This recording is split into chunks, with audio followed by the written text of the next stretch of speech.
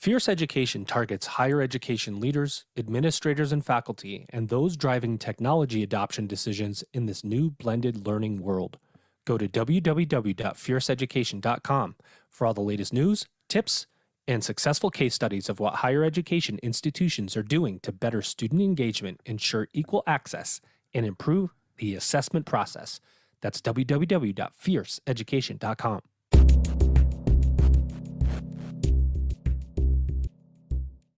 Welcome back, everybody. It's your time to EdUp on the EdUp Experience podcast, where we make education your business. Dr. Joe Salustio here with you again in another episode.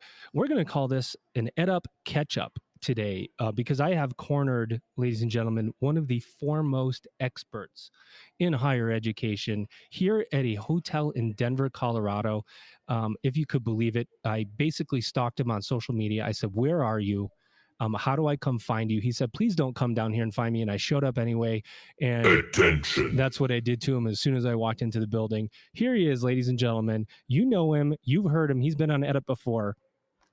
His name is Dr. Francisco Marmolejo, and he is the president of higher education at the Qatar Foundation. Francisco, what's going on? Oh, wow. It is great connecting with you, Joe. I think our conversation today confirms that we truly live in a small world, and that no matter what, there are always ways in which we can keep connected. And I'm very pleased to be again here participating on this very interesting podcast. It's extra interesting as people hear the microphone move around because I don't have all my equipment. And I said, Francisco, we got to record an episode, so we're sharing a microphone. So if you hear it squeak across the table, that's why. And anytime I can get Francisco, I need to talk to him because he is seeing Francisco. And I don't know if there is anybody else in the world that, first of all, is as well dressed as you. Because I mean, you should see this guy's power tie today. It is pretty incredible. But then you are seeing higher education from everywhere at the same time. U.S. universities in Education City, universities across the world with the contacts that you have, the conferences that you're attending.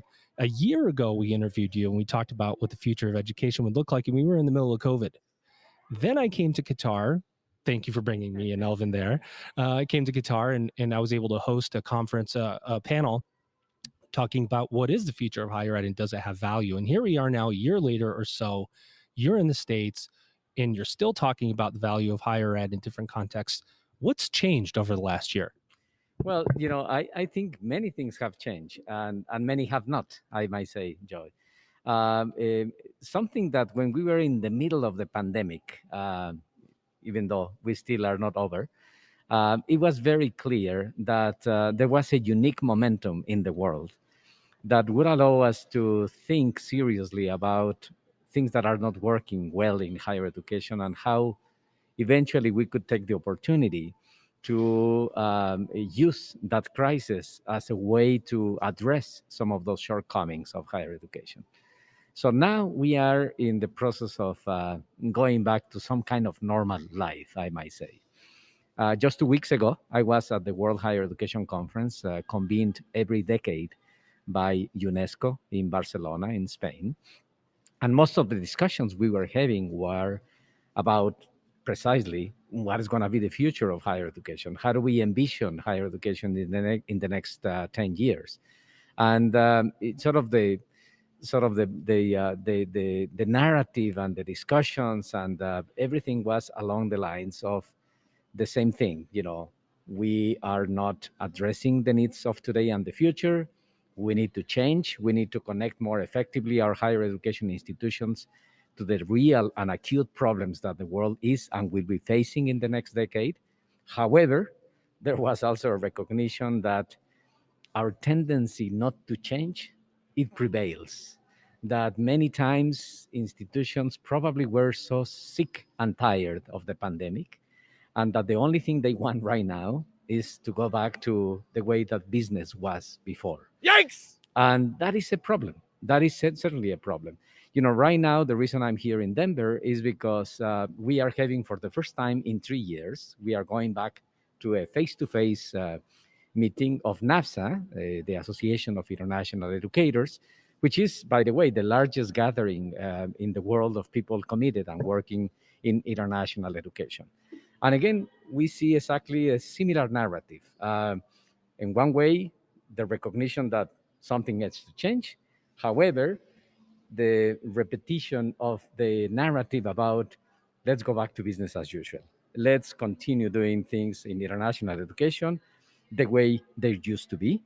And that is a sad situation because certainly the opportunities sort of arising because the crisis are not being tapped.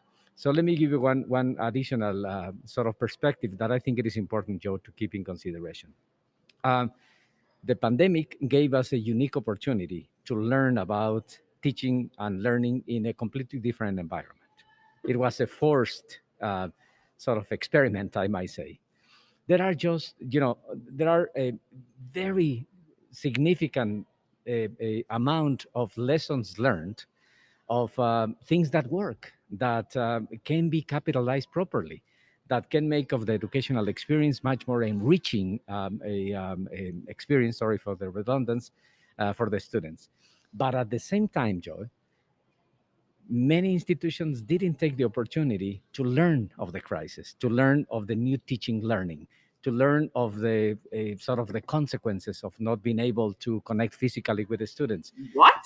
To learn about ways in which we can use the sort of the technological means in order to expand and to make more meaningful and interesting the educational experience of the student. So, anyways, I don't know. Probably today I'm in because the weather here in Denver seems to be like kind of a rainy day. So I don't know if that is influencing my mood today, but I'm both optimistic on one way, but at the same time I'm concerned because things don't seem to change as fast as I would love for those to happen. So, oh gosh, so much there. The only certainty is our inability to desire to change. And I'm seeing that with some of the work I'm doing. And we want to have this elasticity to go, even masks, right? You're traveling internationally all the time. You're wearing a mask that's safe. There's people all around that wear masks. It's optional now. We want to let go of what the pandemic did to us so quickly. And that includes getting back to whatever normal was and being comfortable in our positions, in our place of business, and avoid that disruption so that we can become comfortable again. We've talked, you and I, we've talked together, we've talked separately about the need for change, the speed at which higher ed needs to change to serve learners that are now redefining how they want to learn, where they want to learn, when they want to learn. If we don't maybe the question is how then, Francisco, if we know that people, if faculty, staff are going back and wanting to go back to the way it is, what do we have to do? What do people at the front end of change have to do to keep it going? Is it just going to be something we forget about? No, I think, first of all, in my opinion, Joe, I think we shouldn't lose faith, despite all these challenges that you and I mentioned, and of course, the tendency to go back to business as usual. I think we shouldn't lose faith. I think we should continue making the point about the urgent need for higher education to do things different, to do things better. That's the first thing. The second thing is that probably we need to be much more intentional in the type of interventions on the positive and negative side, I might say, in order to really sort of make sure that those changes happen at the institutional level. Let me give you one example.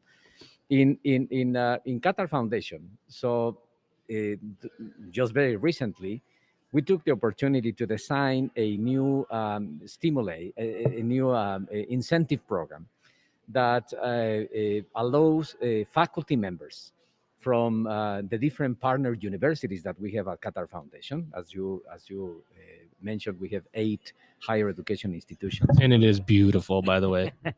So basically, what we said, okay, we want for you faculty members to collaborate, but just collaborating for the sake of collaborating, it doesn't make any sense. So we were very intentional and saying, we would provide support to collaboration that happens, first of all, between faculty members from different institutions. So it's not faculty members from the same institution. So it should be cross-institutional.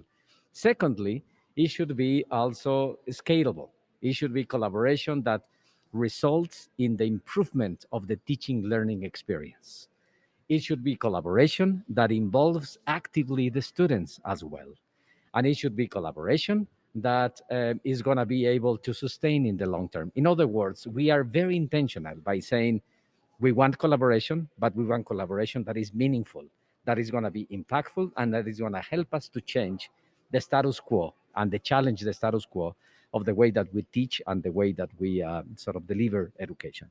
So I think, again, as I was mentioning before, we shouldn't lose faith.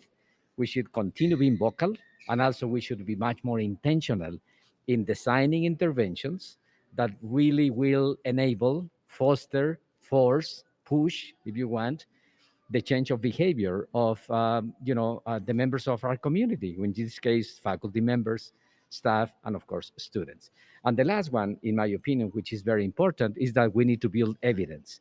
We need to be very intentional as well in making sure that those interventions that we work towards also have the proper identification of the fact that the transformation really happens, and that consequently the transformation can be communicated to others.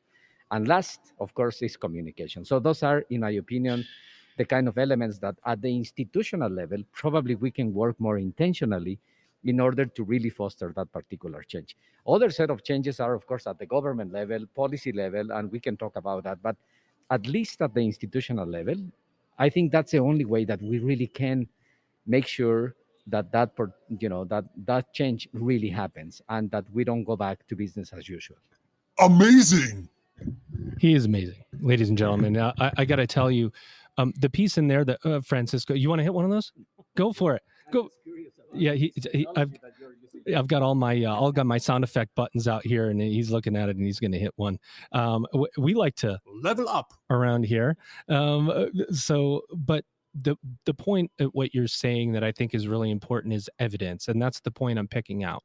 If we can foster, force, push, as you say, that change, and if it happens, and if it helps students, we have to show the evidence in order to bring other people along. That's going to be a big part of it, right? We have to bring people along, and following data is one way that you can do that. Higher ed doesn't typically do that very well, right?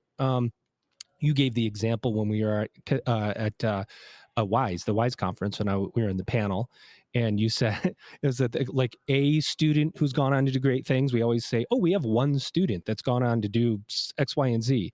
What about the other 1,000 students? Where that? So we tend to pick out this one or two examples of success instead of really promoting it. So the evidence is going to be critically important to bring other people along, don't you think? Absolutely. We just conducted at Qatar Foundation a massive tracer study, and we, currently that is going to be happen every year. And the tracer study basically does something that it is very simple, that all higher education institutions should do, and that most higher education institutions don't do, which is basically going to the graduates of our institutions 1 and 5 years after they graduated. That's the typical range in which you can measure the impact of the educational experience, and asking just the basic questions. What do you do? What of what you do is connected to what you learned or didn't learn when you were a student? How meaningful was your educational experience for the kind of things that you are doing today? In which way the prospects of academic professional career that you have in front of you are limited and or enabled by the educational experience that you had when you were a student in our institution? Those type of very basic simple questions, we don't usually ask them in a very systematic way. And even more, we don't use that in order to improve the academic programs. Nope. So many times we use them for promotional purposes. We probably ask, do you have a job? And of course, 99% of them tell you we have a job. Then you will use it by saying we are a great institution because 99 of our graduates, percent of our graduates have a job. But we need to use information not only for that, but we need to use information to truly improve the relevance of our academic programs. Let me give you one example. Something that in our tracer study we learned is that, yes, most of our graduates have a job. But also we learned that a number of the students of the graduates are doing work in something different to what they were being prepared for. And then people may argue two things. They might say, oh, that means that if you are working in something different, that means that the educational experience was a failure. And I was always made the point that no, that is not the case. Because at the end of the day, our universities are preparing students not only for work, but also for life.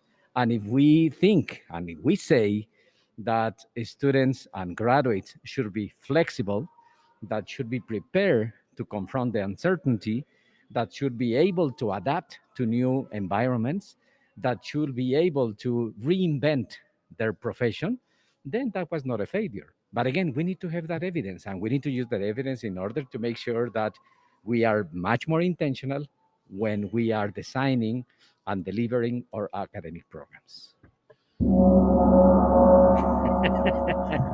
That is Swami level information that you're providing, Francisco. I have to say, so much of what you say is right on, that we just don't do a good job of communicating in higher ed. We need to now. Marketing is becoming way more important for differentiation, for everything, just to say what we do. There is just still this question of degree value. In fact, yesterday I did a LinkedIn post, because we're going to put this episode out right away, by the way, while you're still here at the conference. But yesterday I put out a post about the value of ed, and people say, it doesn't have value. It does have value, degree. And I say, you know what? I am going to send my kids to college. I can't, as a dad, die and know that I didn't send my kids to some kind of formal education. I would feel inadequate as a parent. I know that formal education will change. It's going to look completely different maybe, but I'm still going to do it. And I would put myself in debt for my kids to get it done. Who are these people that are telling their kids not to go to college? Who are they? Because people will say degree doesn't have value. It's a waste of time to go to college. But when it comes down to telling your own kids, you're going to look at your kid in the eye and say, hey, look, Johnny, college is a waste. Go work somewhere else. Who are these people, Francisco, and why do we have to continually talk about it? Is it the value of college, or is it the cost? Because that's a very different conversation. And I think, first of all, Joe, I think I agree with you. I think those who make the point that, a higher education experience, the higher education degree, is not valuable anymore, I think are misleading society for a variety of reasons. First of all, let's say from a pure economic standpoint, there is very clear evidence globally that the economic returns of graduates of higher education are much higher than the economic returns of people without higher education. And that happens all over the world. There are a number of studies conducted periodically by the World Bank showing that evidence. Interestingly, Joel, in the past, the educational level which provided higher economic returns was elementary school. But in the knowledge-based society and economy in which we live in the last 30 years, that has shifted. And now the highest economic returns are precisely in higher education. So that's the first thing that I think is important to set up.